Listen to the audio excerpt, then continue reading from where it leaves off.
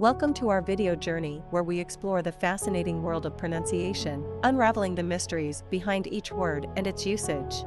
In this video, the word is abstemious. Abstemious.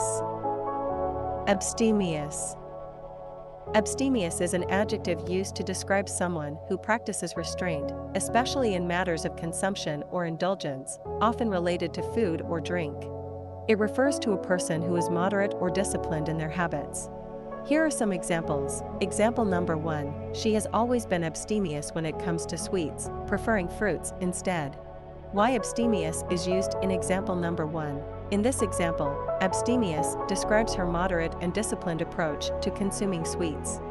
Example number 2, the doctor advised him to adopt an abstemious lifestyle by cutting back on alcohol.